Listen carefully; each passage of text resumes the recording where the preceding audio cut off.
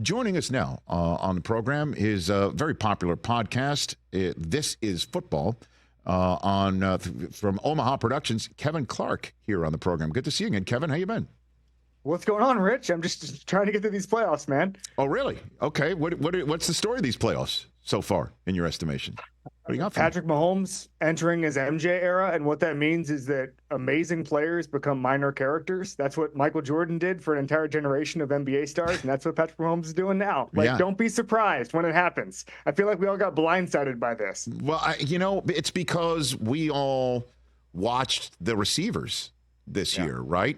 And we saw second half shutouts that actually cost him a division game. Yeah. I mean, of all the things that we hadn't seen Mahomes do, we hadn't seen him lose a division game, right? We also didn't see him lose it on officials, and also lose his skull in a way that we never see from him, where he tells Josh Allen the officials essentially gave you the game. You know, that he didn't say those words, but his actions certainly communicated that. So we saw some things we just really hadn't seen. A Christmas Day loss at home to the Raiders. So I guess that was maybe part of the rope-a-dope from the football guys. I mean, I think there were genuine emotions, but I think we were all missing the real story, which was they were getting an elite young defense, which I think over the next 5 years will be more important than MVS dropping a pass or Kadarius Toney getting all of these snaps. And the Toney problem has obviously been shelved for right now, as Toney has been shelved. But I think that, like, when we look back on this run, we're going to say Steve Spagnuolo with a young, aggressive defense with the draft picks they've hit on with. I mean, who knows what happened to the Chris Jones situation, but that was more important than the receiver situation. I said this mid-year, but like literally the problem was Patrick Mahomes getting chemistry with his receivers. Like I'll take that every single day, and I bet the Chiefs will too. And so I guess, I think I'm old enough to make this reference, and anybody under 30 won't get it, but Mahomes is MacGyver. He will figure this out. He gets these problems and he solves them. He's the best problem solver in the sport. Reed is right there to help him. I mean, I don't know the next time I'm going to doubt him. It's not going to be anytime soon. Yeah, so not in 2 Sundays. That's for sure, right? No. I cannot say he's in his MJ era and then pick him to lose the next game. It's funny. Earlier we had Robert Griffin III on, and he started saying who is Pippen, who's Kukoc, and and things of that nature. When it comes to the Super Bowl and whatnot. It's interesting you bring up MJ. Kevin Clark here on the Rich Eisen Show. What is your opinion of the Purdy conversation that you're hearing nationally right now? Oh gosh, it's the most nuanced conversation. I know we're not allowed to do nuance here in the media. You can hear, Kevin. You can hear. Go ahead. One of the most nuanced I've ever seen.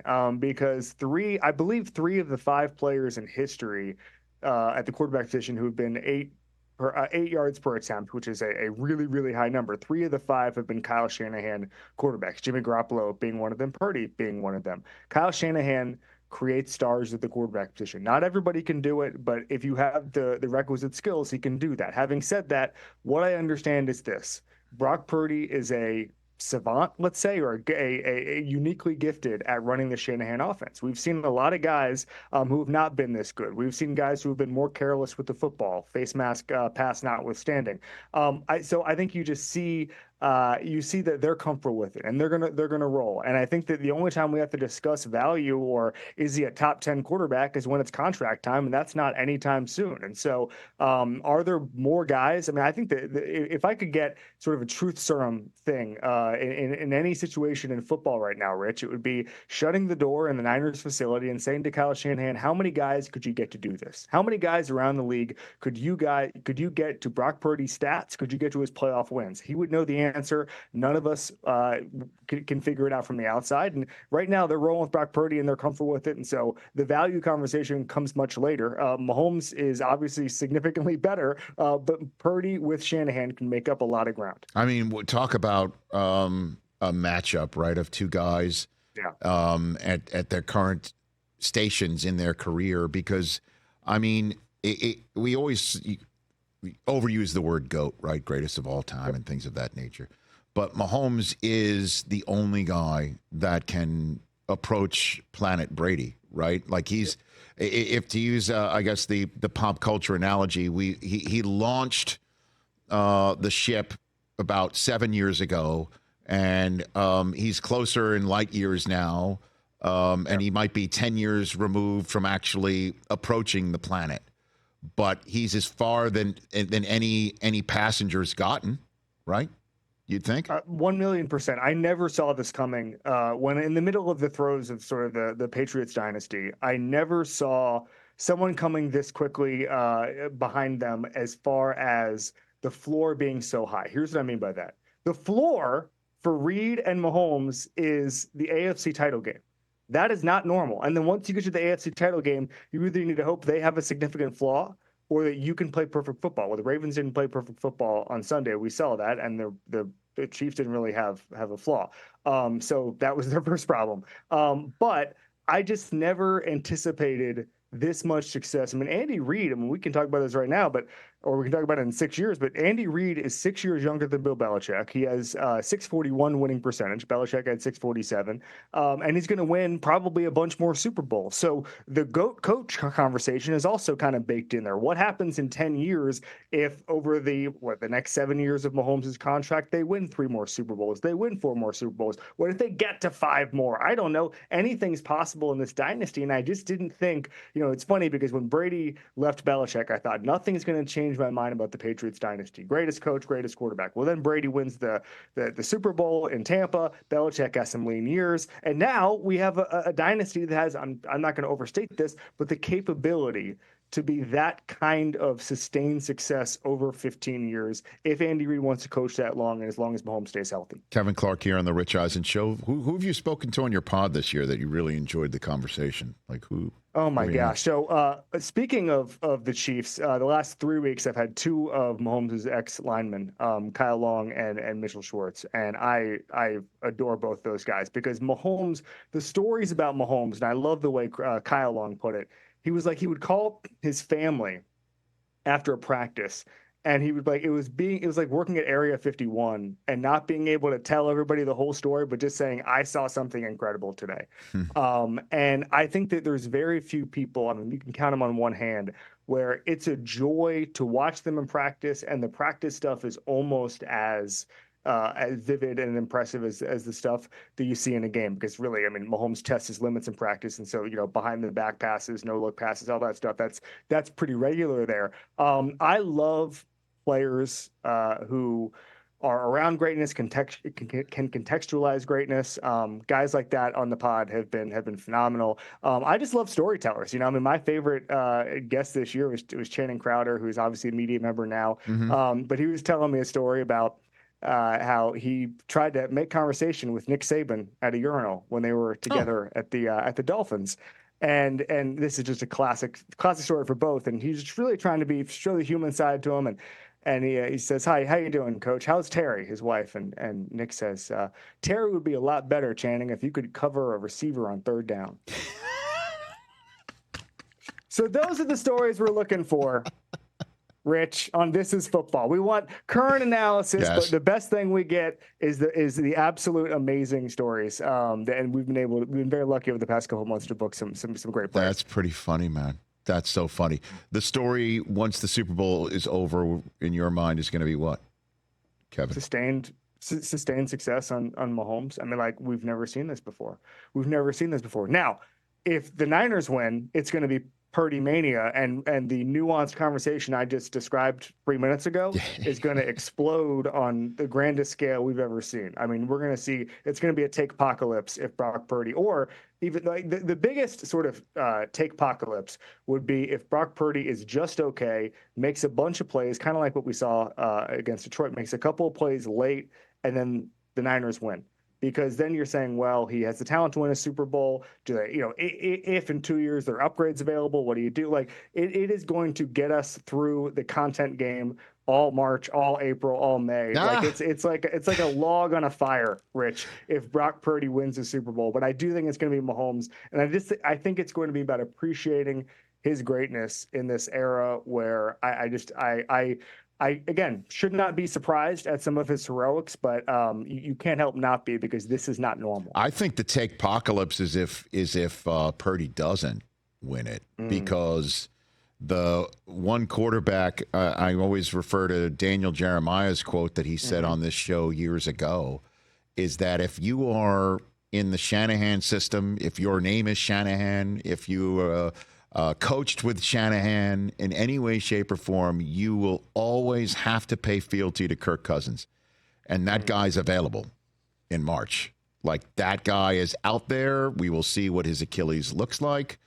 I think that's what the take apocalypse would be with the Niners. Like, they had a ready-made team, and I don't want to put anything negative in the ether, because Brock Purdy is one of my de facto sons, as my guys here on the show like to point out.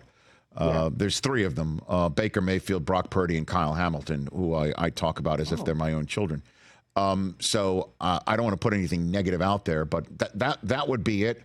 I was kind of, I guess, referring to also out, writ large, what the storyline is going to be when all 32 are now looking towards Detroit for the draft.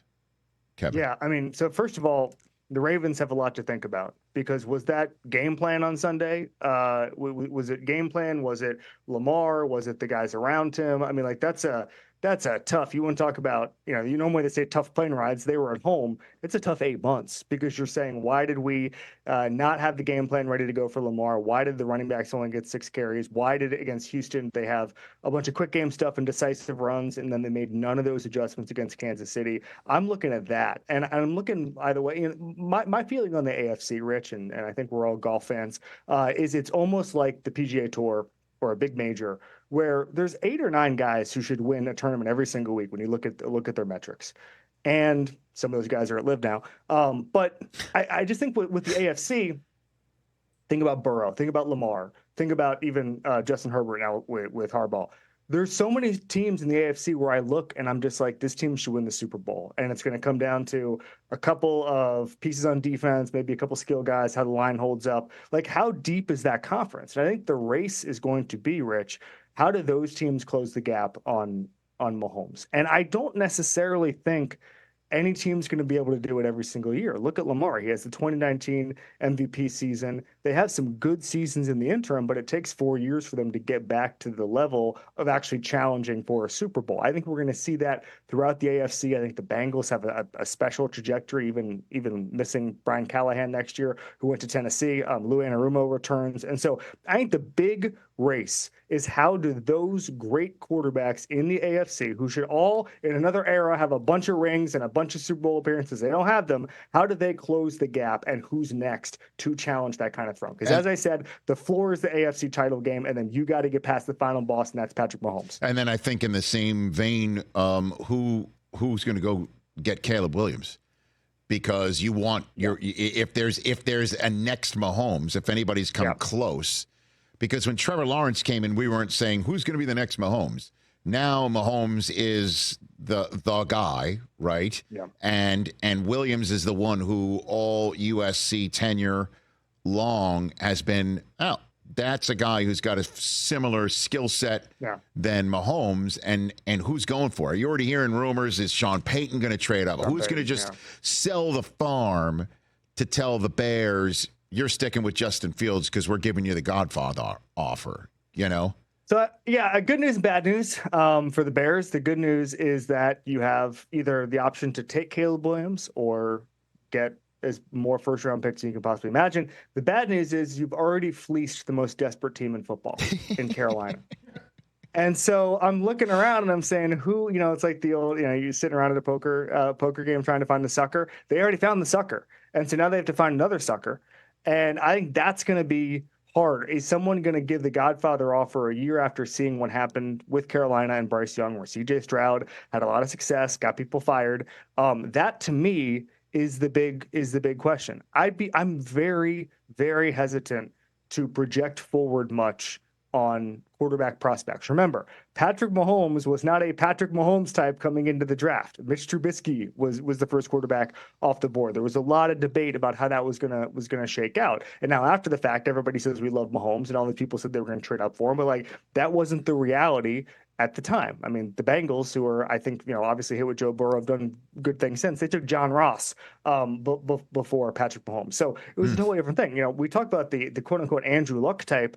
Not even Andrew Luck developed into the prospect that we thought because of injuries, because of infrastructure, because of the line around him, because of Ryan Grigson. And so I always hesitate to say, okay, Caleb Williams is going to be the next guy.